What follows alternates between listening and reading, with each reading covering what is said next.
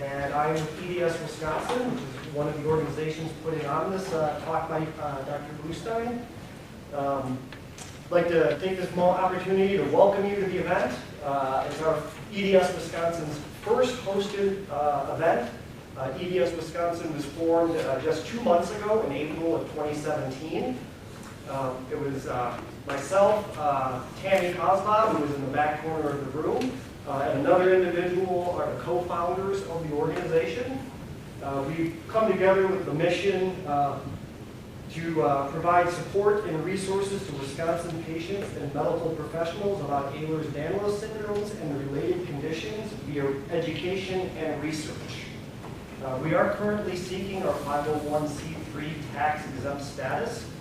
We don't currently have it, but we are partnered with another organization by the name of EDS Wellness, who is allowing us to work with them so that you can make tax-exempt donations to EDS Wisconsin in the meantime. So if at any point you're interested in helping EDS Wisconsin fulfill its mission and move forward, please get in touch with myself or with EDS Wisconsin on our Facebook page, and we can talk about how we're going to facilitate that and make it happen.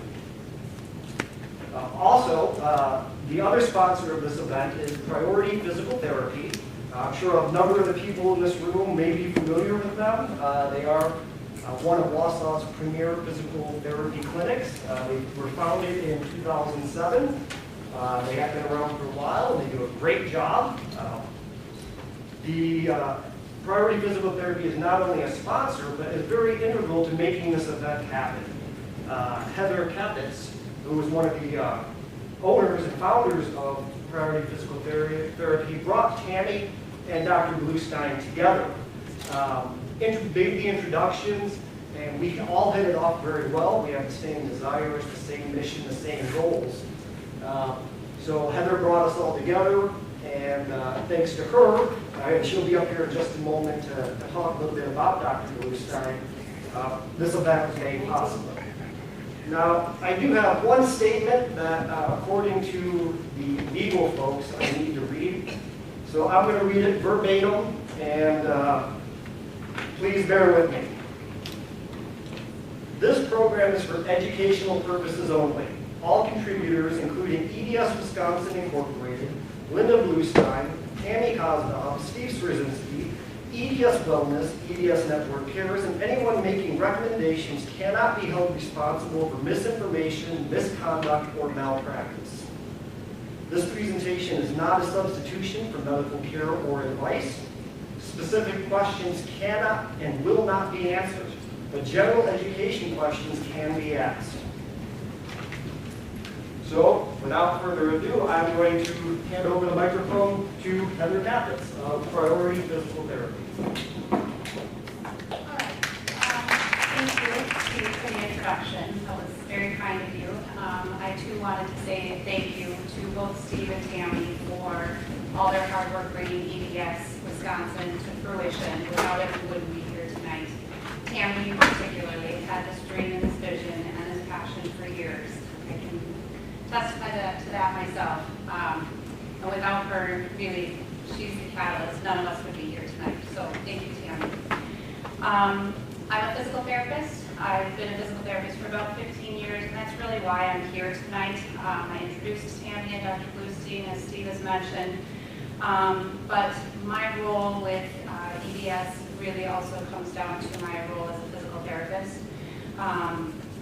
And what I've been asked to talk about is just briefly a little bit about where that fits in this evening. And many people realize and understand that physical therapists work with pain. And the difference between what I call stereotypical or traditional orthopedic physical therapy is that much of the time we know what the cause of the pain is. There's been an injury, there's been an accident, there's perhaps a degenerative condition like osteoarthritis that may be leading to some of the difficulties that the patient is having. That's not, unfortunately, always the case. And some of us take on a bit more of the complicated cases where the patient still has pain, but there is no known cause, or at least they haven't received that formal diagnosis quite yet. And that's really where we fit in, and where I ended up being invited here to introduce Dr. Bluestein. It's through my practice that I met her and have come to understand her journey.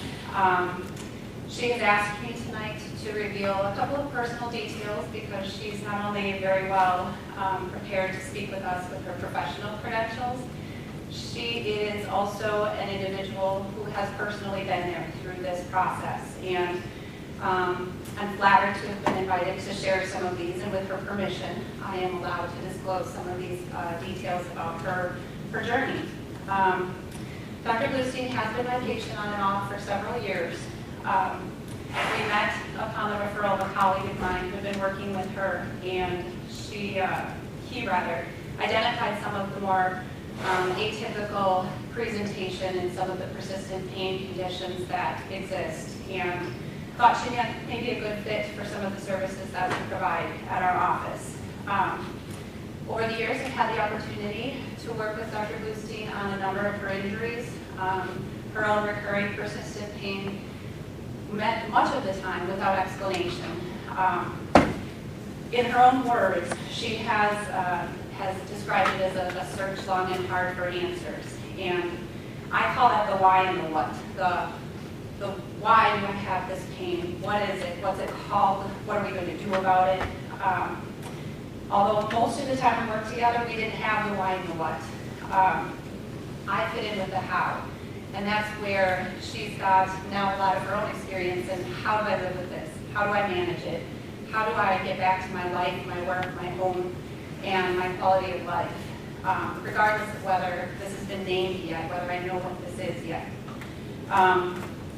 So ultimately, she did get a diagnosis. About 5 years ago, Dr. Bluestein was diagnosed with EDS.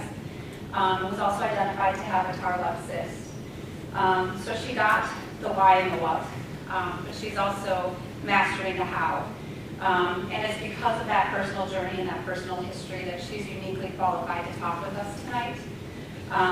She has been there. She's been a patient. She is continuing to live with and master the art, so to speak, of living with this pain and yet still having a quality of life.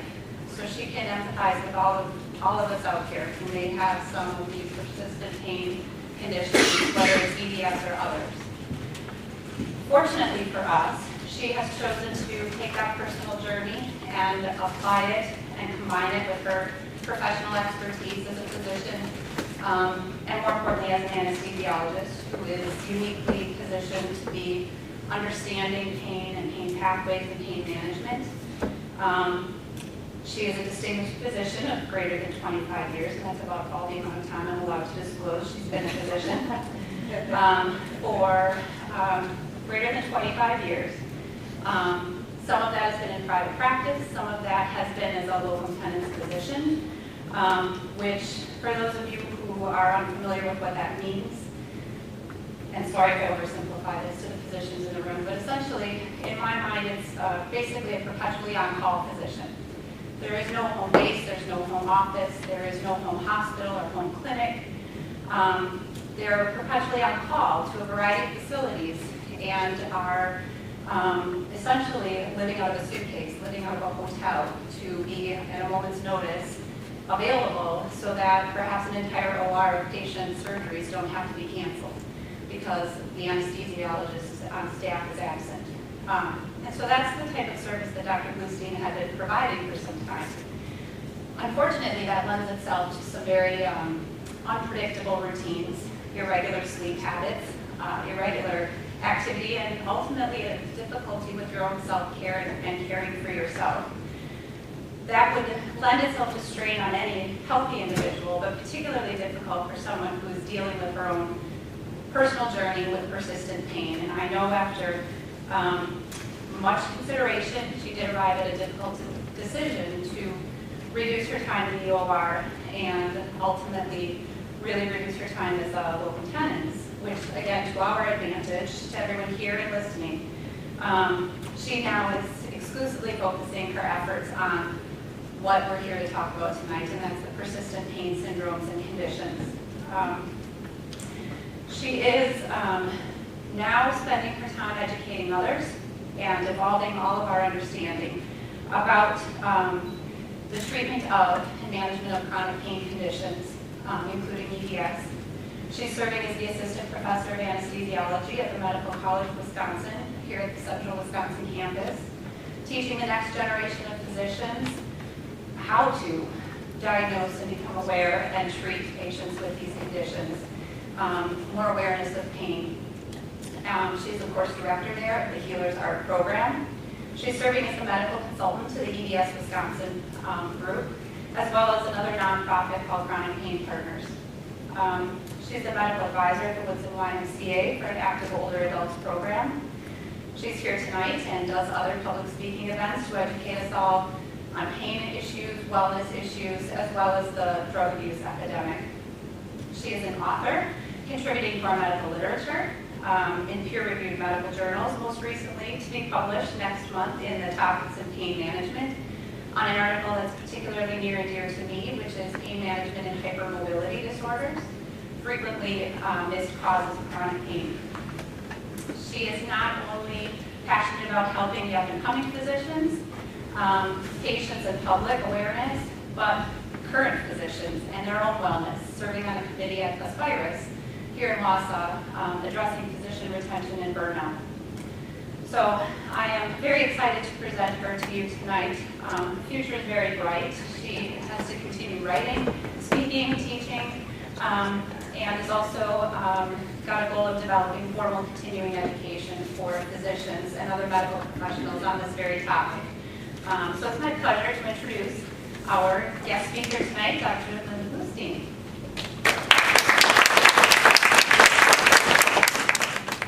Well, thank you so much, Heather, for that very kind introduction. And thank you so much to Tammy for all of your hard work. Oh, there she is. I didn't know she went. Moved. And to Tammy for all of her incredible work with EDS Wisconsin. And her passion is really just, oh, that is really touching. Really remarkable, and a lot of patients have already been helped by her educational efforts that she's doing with EDS Wisconsin, and many more will be in the future. And it's great for everybody to be here. I really appreciate a diverse audience. We have lots of medical professionals as well as patients, so thank you so much for listening.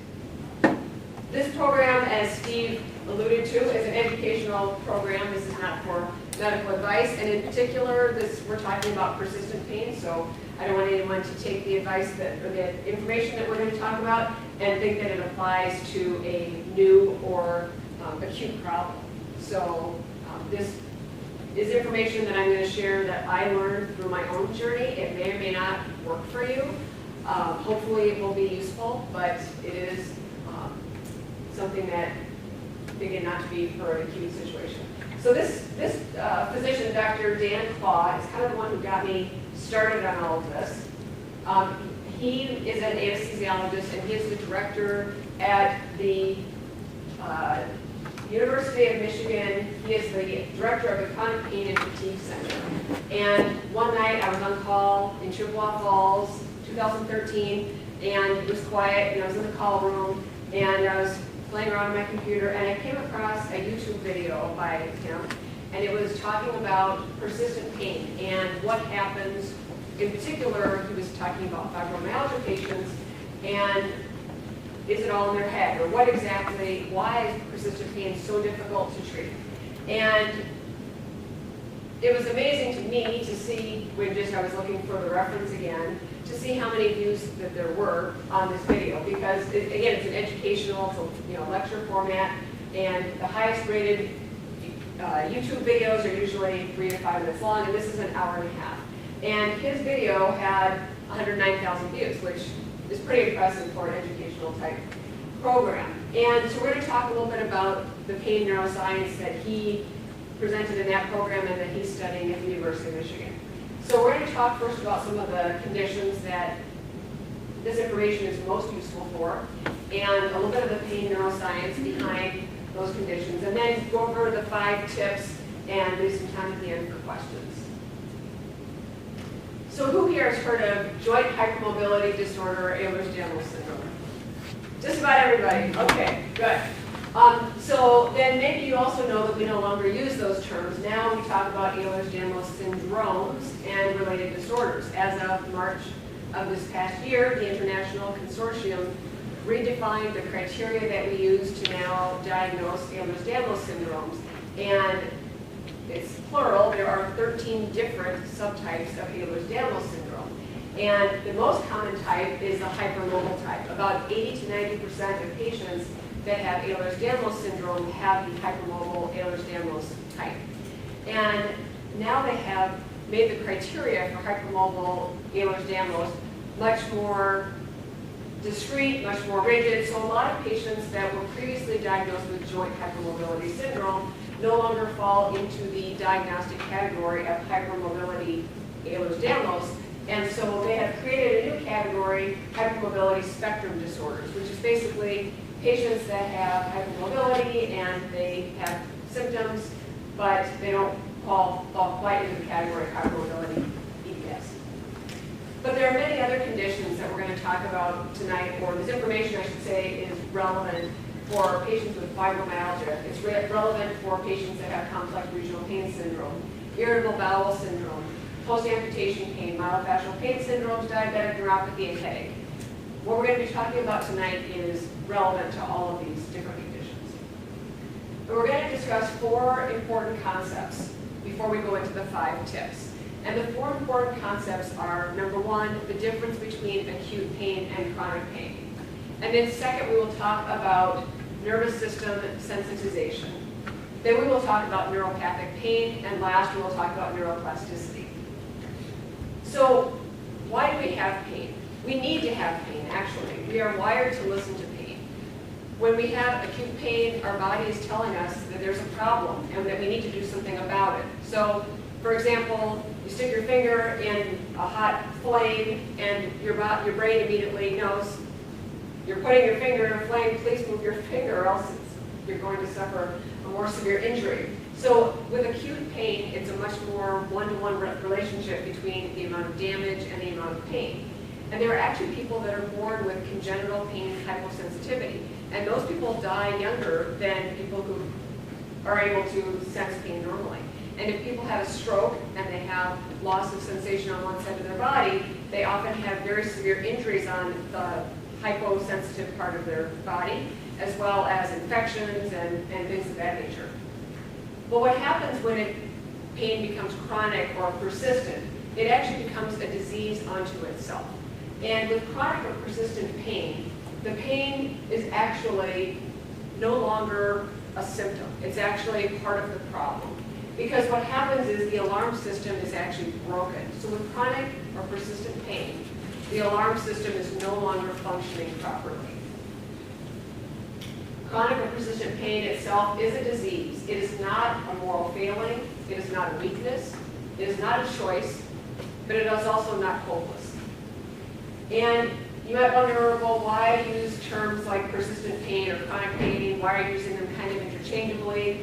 They are pretty much interchangeable, but I like to think of persistent pain rather than chronic pain because to me it feels more hopeful. And for me, with my personal journey, a huge, huge piece of this was restoring hope. And part of that, watching Dan Claw, Dr. Claw on the YouTube video, was I felt like I was getting some hope back.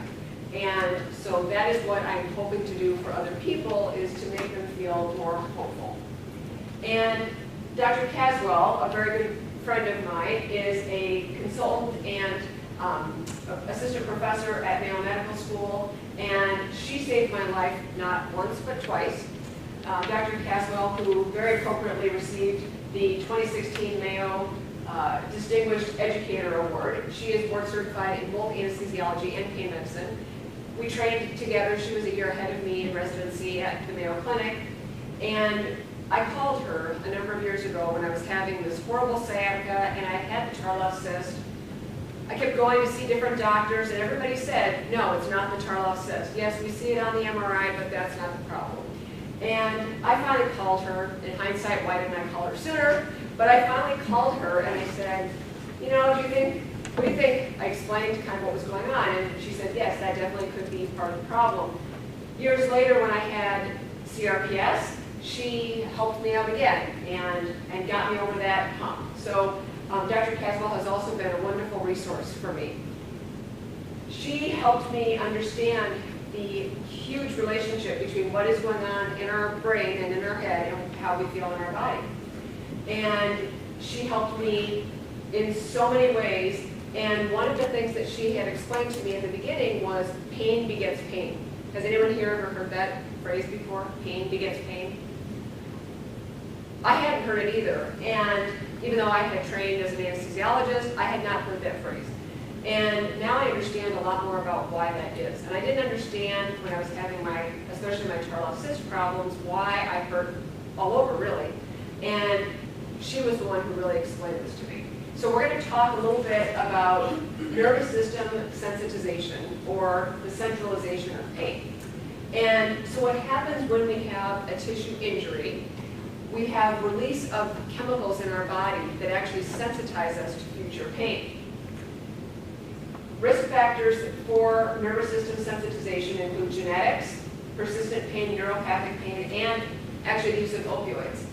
So if you have, I should back up a minute. So if you have persistent pain, what happens is you get more and more release of these sensitizing chemicals, and that's when the nervous system sensitization is more likely to set in. And we can actually see evidence of this on functional MRI. When patients have these type of centralized pain syndromes, whether it's fibromyalgia, EDS, CRPS, irritable bowel, there's a list of interstitial cystitis.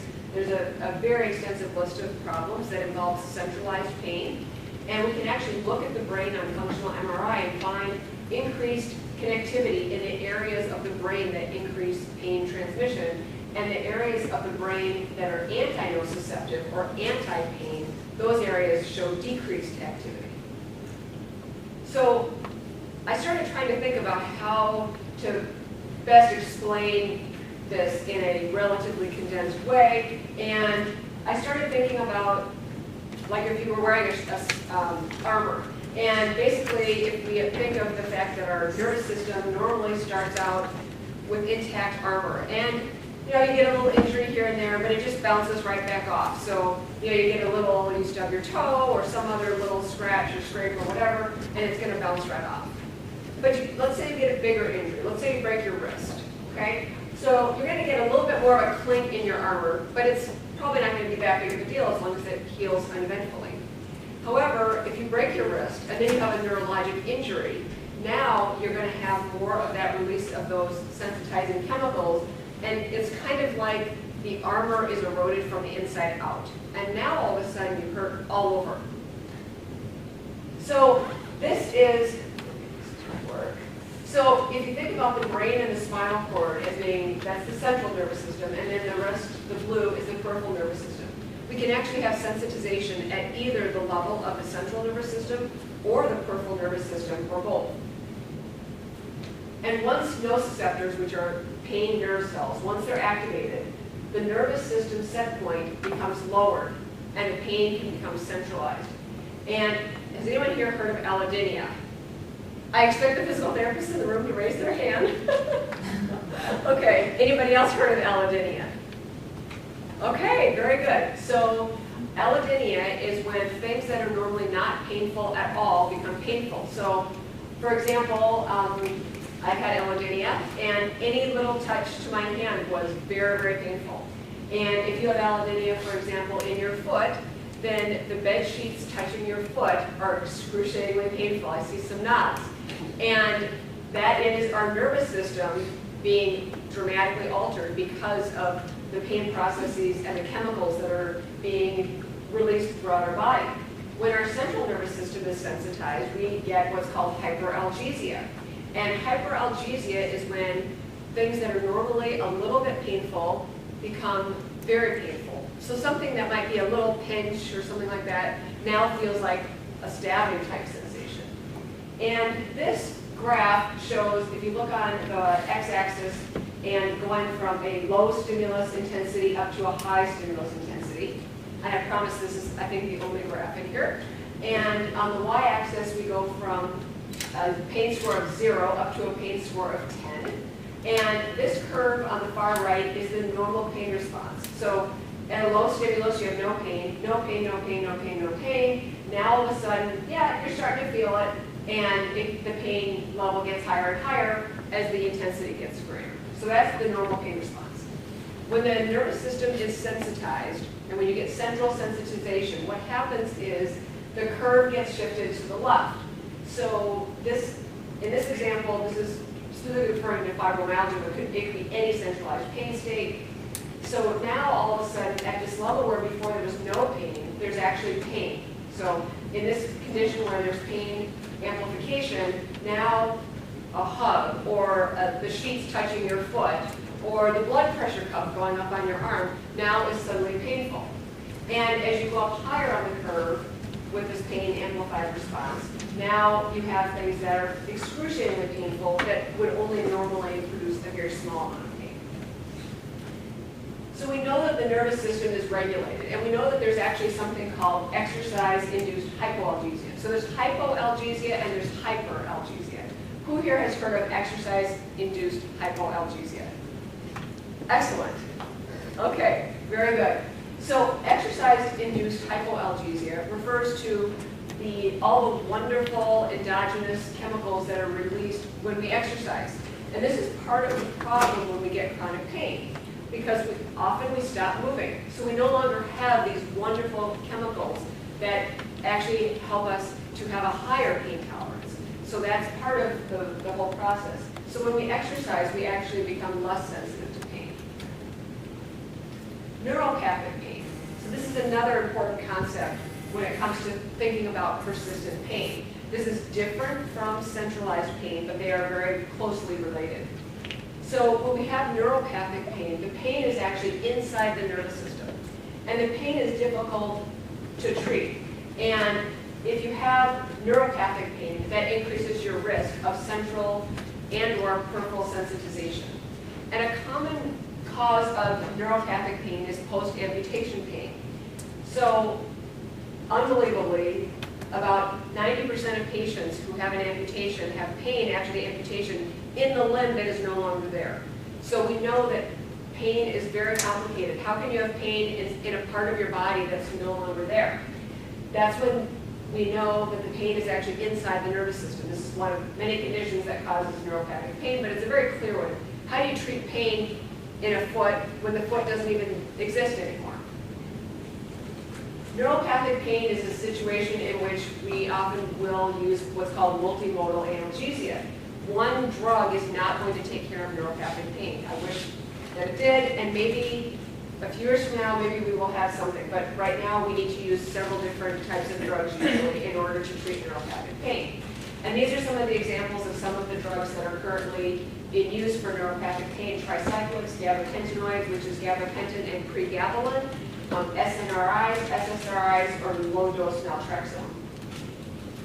So there are several types of pain. Nociceptive pain is when you have tissue injury and you have pain, a more clear-cut type of picture. You sprain your elbow, or elbow's not the best choice for a sprain. You sprain your ankle.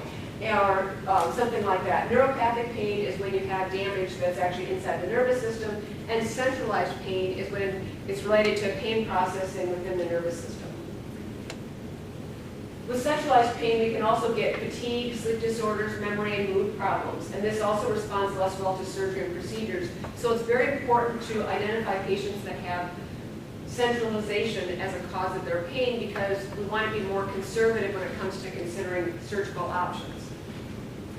The fourth important concept is neuroplasticity. And this is the wonderful ability of our brains to create routes and to strengthen neural connections. So whenever we do some type of mental activity, whether it's something that we think or something that we do physically, we strengthen that activity in our brains. So for me, I've fallen in love with Zumba. Every time I go do it, I strengthen those connections, and it gets more and more fun and easier because those connections are strengthened in my brain each time. And this is something that we can use to help us. So this is a very important concept. And Hebb's law, neurons that fire together, wire together, is a very important and kind of succinct way to just think about neuroplasticity. We used to think that the brain would stop developing at a certain point, and that was it. And as adults, all we could do was deteriorate. Thank goodness, we now know that that's not true. So the guiding principle here is that pain is not equal to damage in a chronic pain type situation. Pain equals damage plus processing in the nervous system.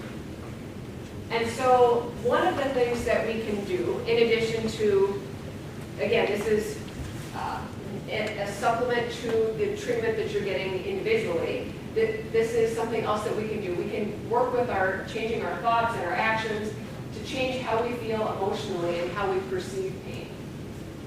So about 6 months ago, I attended the National ASA conference where about 100 countries were represented, and there's about 20,000 anesthesiologists. And I was sitting in a lecture by Dr. John Rawlinson from the University of Virginia, and I was sitting in the audience of about 2,000 people, and all of a sudden I realized that he dispelled 2 myths for me.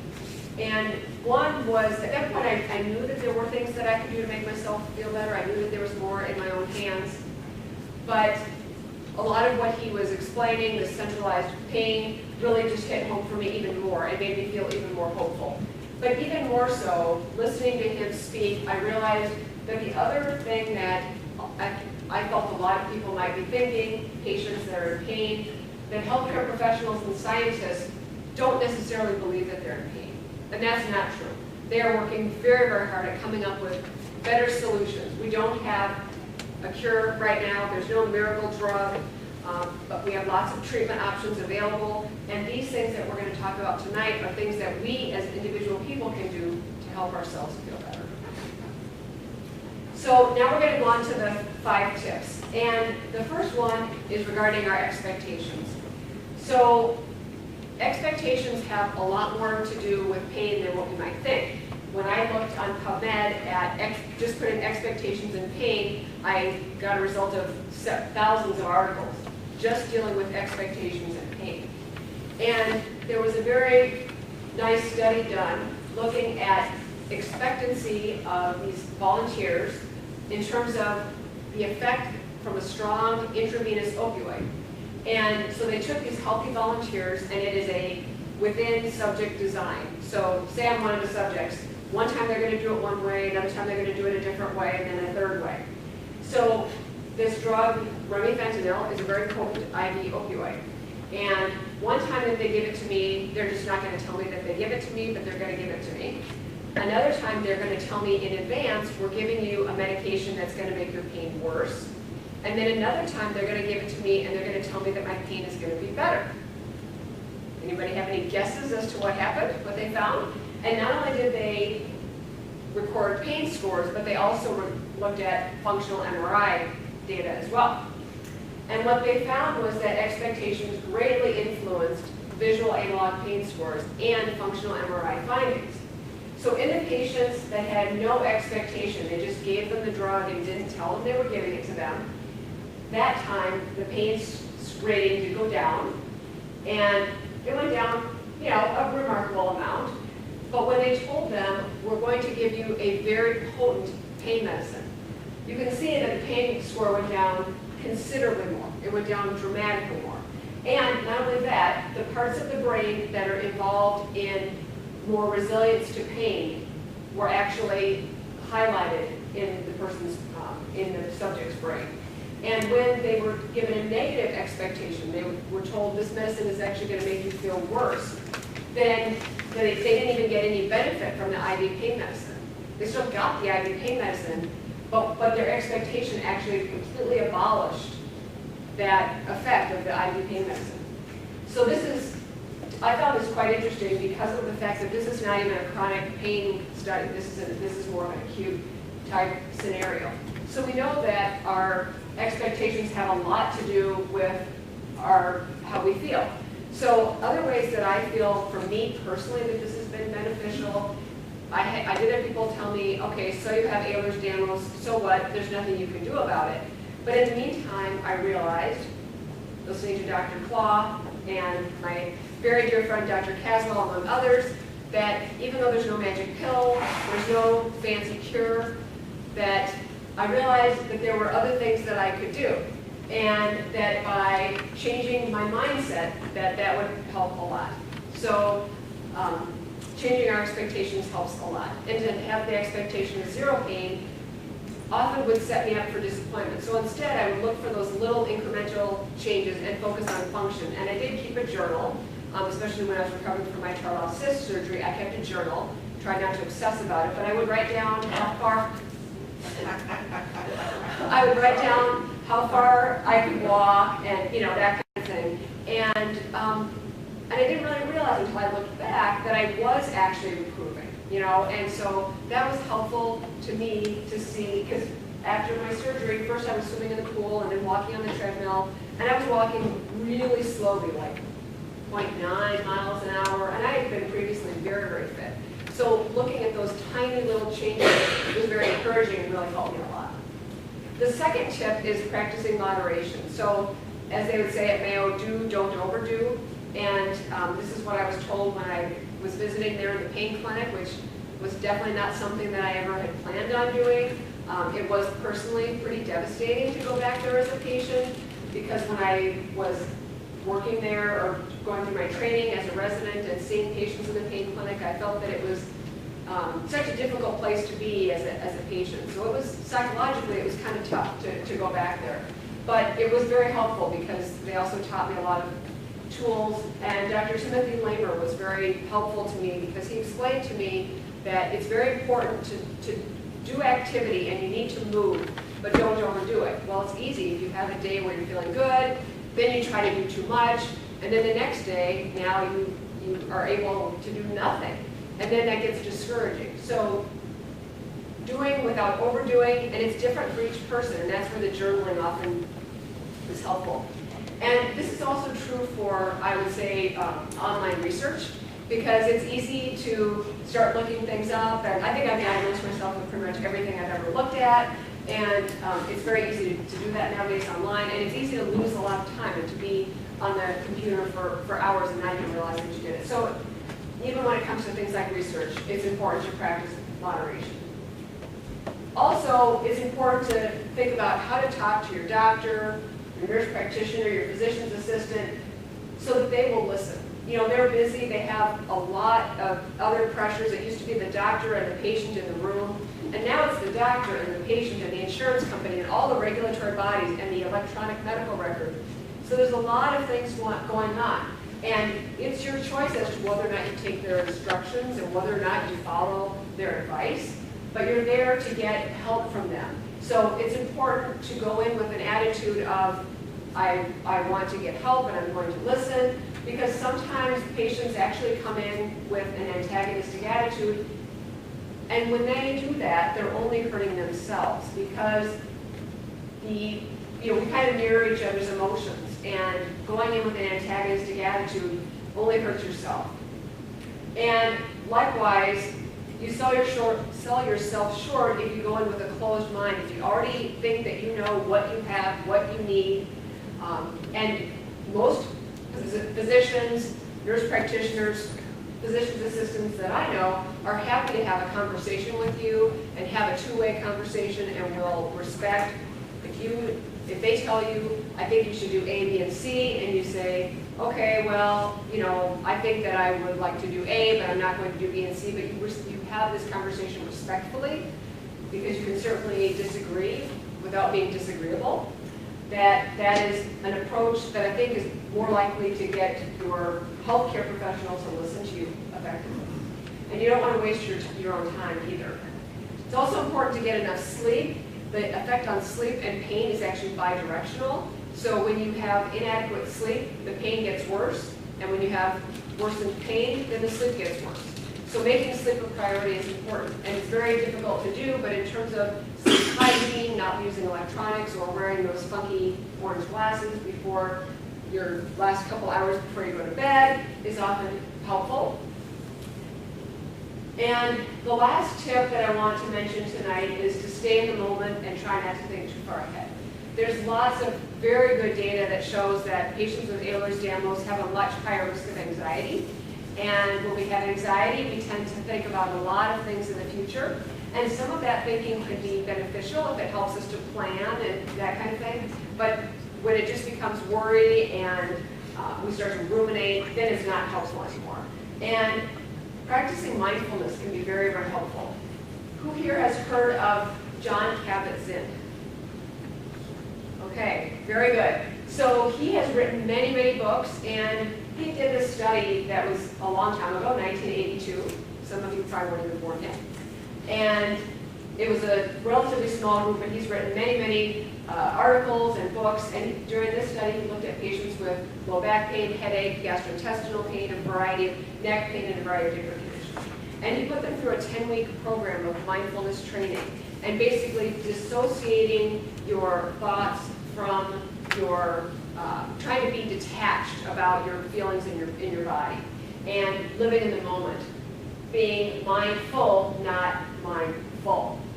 And the results were really very, very impressive. 65% of these patients experienced a greater than 33% improvement in their pain and functional capacity, and 50% had a greater than 50% improvement. So getting back to Dr. Claw, in this article that he wrote, it's a continuing medical article that he wrote in the Mayo Clinic Proceedings in 2015 called Fibromyalgia and Related Conditions. The pre-med studied non-pharmacologic therapies are education, cognitive behavioral therapy, and exercise. And all of these had strong evidence for use in fibromyalgia and other centralized pain states. So these three therapies are ones that are very, very important to keep in mind. And in fact, there are so many studies on those three factors that oftentimes the number of patients that this has been studied, it exceeds that of drug therapies, especially when we look at function, which is really what we should be looking at. We should really be focusing on function and not visual analog scores. And another advantage to these treatments is that they often result in sustained improvements. Access and adherence are challenges with these therapies, but these are things that we can work on. So the way I view it was a number of years ago, I was in this chaotic state. I feel like I had pain brain. All I could think about was pain. All I ever talked about was pain. And it was ruling my life. And through my individualized medical care and things that I learned myself, and very, very slowly, it takes a lot of time, I feel that I'm now in remission and am living a much better quality of life. I still have pain, but I'm living a much better quality of life, and pain does not rule my life anymore. So the 5 tips are resetting your expectations. Oh, and I didn't change this. I changed some of the tips, but I didn't change the summary slide. So one of the other things that I had included originally as the 5 tips was allowing yourself to grieve. And this was important for me because when I first hurt my knee, which then led to my hurting my back, and knowing that I had the Charlotte cyst, Prior to that, I was actually training for a bike race, and I was in the best shape of my life. I was so incredibly fit, and this was devastating to me. I was working full time, I was in fantastic shape, I felt like I was invincible. And I fell off my bike, did a lot of things to my knee, and ended up that was the last time I ever rode a bike. And I finally had to give myself permission to grieve, that I don't ride a bike anymore, and I no longer go skiing. So I had to really process that, and changes in my work status have also been really challenging at times. I really, it takes time to process those things, but you need to allow yourself to grieve those changes and get to the acceptance phase. I was in denial for a very long time. It was years before I let my husband sell my bike, and my skis. And it's important to practice self-compassion and not self-pity, because it's easy to think, for me, Dr. Stephen Benson had helped me a lot, and one day he looked at me and he said, Linda, you're way too smart to play the victim. And that was kind of, like a dagger, but he was right. I was feeling like a victim. And, we all have our stuff, and I'm no different than anybody else. We all have things that we have to deal with in life.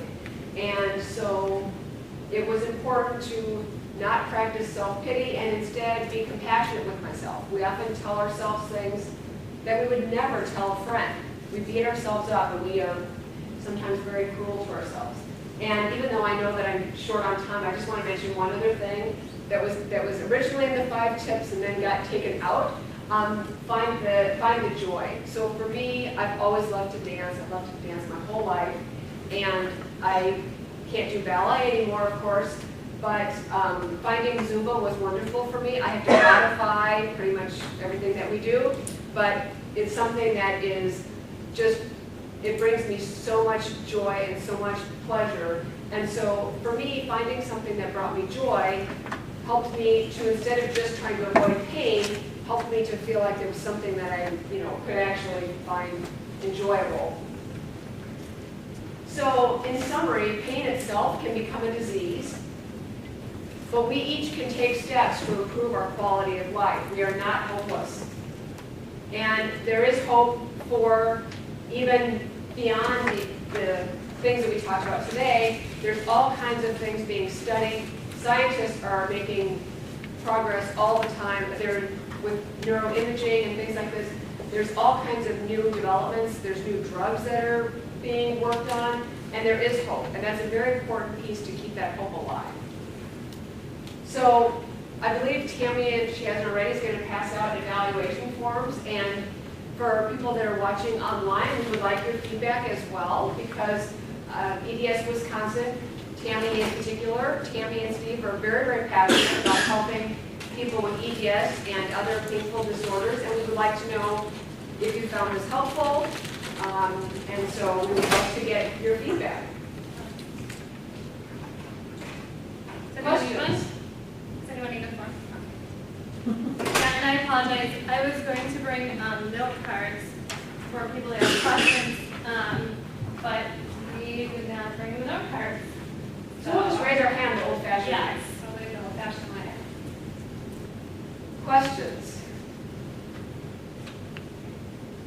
Yes? Do you think it would be helpful if, instead of giving all these kind of diseases the title chronic, because as soon as you say that, it becomes hopeless.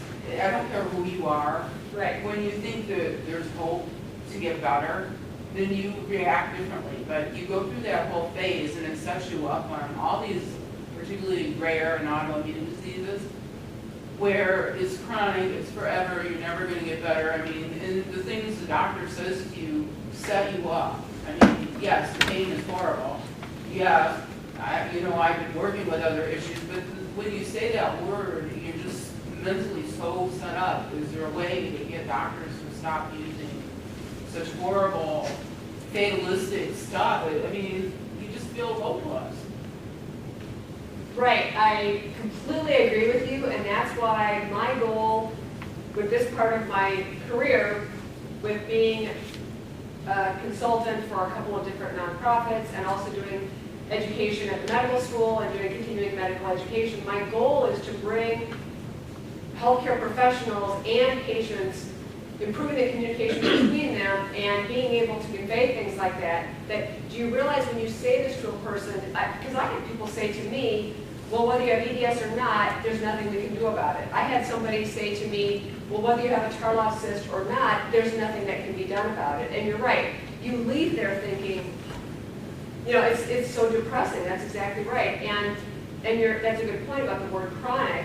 I don't know that we're going to change necessarily the way things are, because of, you know, ICD-10 codes that are, but at the same time, I think that this is where I really want to work to bridge between patients that are experiencing really significant conditions that have so severely affected their life, and getting them in touch with the right resources so that they can feel better, and educating physicians and nurse practitioners, family practice doctors, physical therapists, how to communicate with patients in a way that is helpful and not harmful.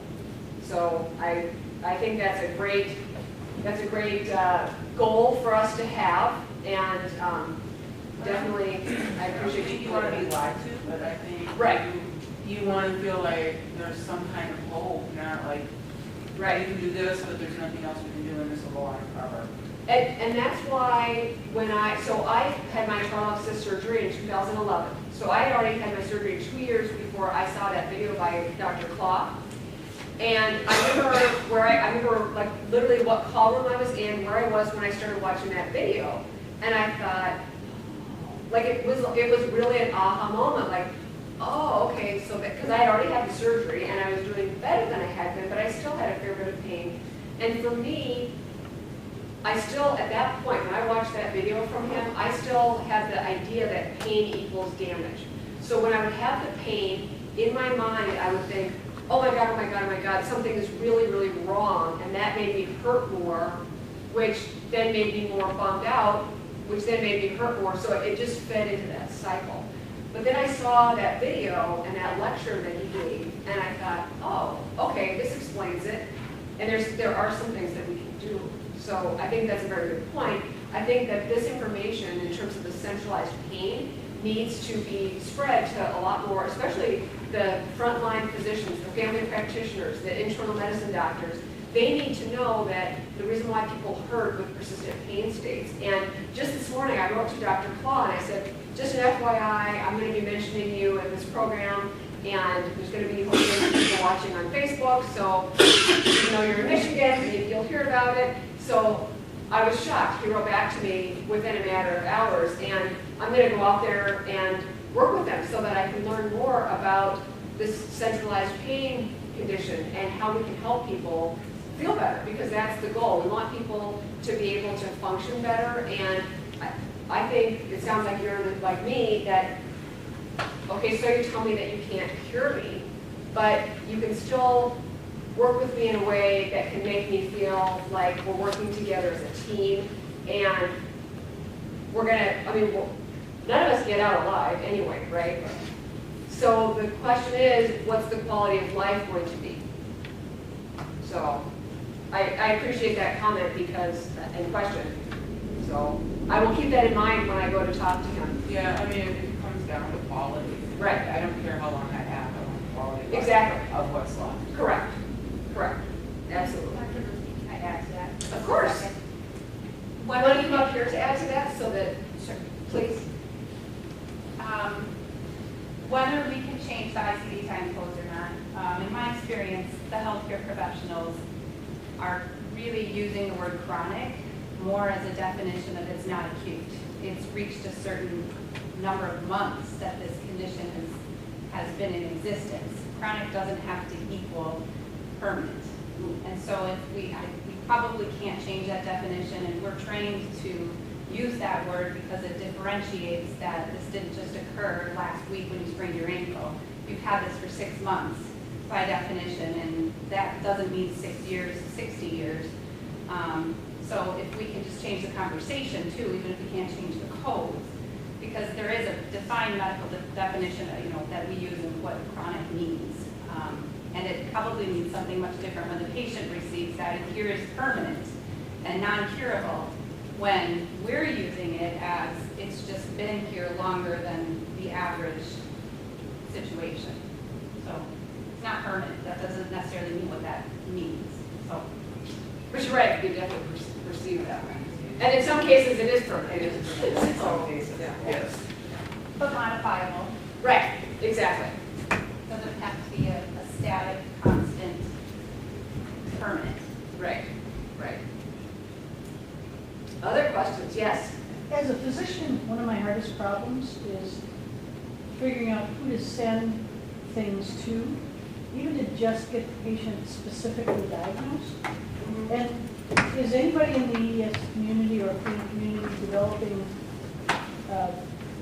educational videos to just go through all the 13 different kinds of EDSs, go through, so that you can mass educate people like me that I don't know who to send them to anymore. I knew before, but they retired.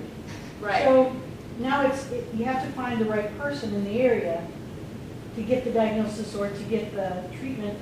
And it seems to me that video education is going to be, YouTube education is going to be the way to go. Sure, sure. Well, I'm hoping that there will be some there's physicians here in the audience. I'm hoping that there will be some physicians that watch this program, although it's not specific, obviously, to EDS, and we didn't discuss at all the new classification that came out from the International Consortium in March. So I definitely think that what you're saying is very appropriate, and I am planning on doing educational type programming to live audiences directed specifically to medical professionals, because to me the big thing is they just need to know to look for it. And I think that family practice and internal medicine physicians in particular are the ones that it would be really helpful, and even the centralized pain information for them to have, and about fibromyalgia and that kind of thing would be very beneficial, because you're not going to come up with it if it's not even at all on your radar. So EDS awareness, or the parent company is Chronic Pain Partners, and EDS awareness, I'm their medical consultant, and they have webinars that have been produced for patients, but they're also at a pretty appropriate level for a lot of healthcare professionals as well. They have about 65 webinars that are available on YouTube, and so there are other programs that are either in place or there are conferences that are held and that kind of thing, and there are some other programs that are in the works. Yeah, two of the groups that we're working with, there's the EDS awareness, which they have tons of good information on there, like really good information. And then there's EDS wellness. She also just did a video on the new classifications. So that's something that you can look up. And they are supporters of EDS Wisconsin. They're very passionate, motivated people. I mean, they really want to help people with EDS and related conditions. I mean, they really want that. So those are good, really good sources. And actually, to your point, so this article that I wrote, what was the title? Pain management and hypermobility disorders, frequently missed causes of chronic pain. Did I get it right? Okay. So this article that I wrote is going to be published next month in the journal Topics in Pain Management, and it will be available for free online. They always have their current issue available for free online. So there's a lot of good information in there as well, and I plan on I already have told a number of local family practice physicians and internists, hey, look for my article, and once it's actually available, I plan on letting people know about that, because that's a free thing, it's fairly concise, and it will give them some information. And in there I discuss about the classification and the criteria, and I actually had written the article, I had to completely rewrite it because of the way the timing worked. And I had read an article for 23 years, so writing it twice was kind of painful, but it was worth it. So. Do you want to take an online question? Sure. Quickly? Okay. Scarlett Babe asks, how does pain become a disease? So pain becomes a disease. So as we talked about acute pain being a symptom of a problem, so I'm just going to back up to acute pain first. So if we use the example of I put my, I'm cooking something and I take the pan off and the flame is there and I put my finger in the flame and it feels hot and I'm like starting to burn my finger, then that's a symptom of a problem and it's telling my brain, you better move your finger, dummy, or else you're going to burn your finger. Once the pain becomes chronic though, once it becomes persistent, once it's been there for a while, the pain is no longer an accurate reflector of what's going on in the body. So the actual, so in my example of having a Charlotte cyst, I still have pain that goes down my left leg, but that doesn't mean that I still have damage in my spine and in that part of my nervous system. It's kind of like memory, that it might still be there, and it's not something that I need to, I've kind of learned to tune it out to a fair degree and also modify the way I do things. So the pain becomes a disease because the pain is now actually the problem rather than a symptom of the problem. So I hope that answers your question. Kind of how you said pain begins pain. Right, right. So it's time. Thank you so much for doing this. I mean, I'm really hoping that we can reach a lot of people and that we can do more events like this in the future. So thank you. In about 10 minutes, we're going to do the raffle drawings for the prizes, and that's for everybody that's here. We're having a special, anyone that submits these, anyone who submits these can pick from I think I should everything. come over here so they can. Oh, so you can be seen on the camera. So and then we can hear you better. we're just exiting. Okay. So you can pick from all of the prizes, and we're going to do that in about 10 minutes because Dr. Bluestein really wants feedback. She wants to know, where are we going? Where are you at? How was this presentation? Was it helpful? Because we really, really want to reach people, patients, providers. Don't be shy. EDS Wisconsin is focused on Wisconsin because we live here. We really want to reach more people, but we live here. So hopefully we can do what we can in our community. So everybody is always welcome to join any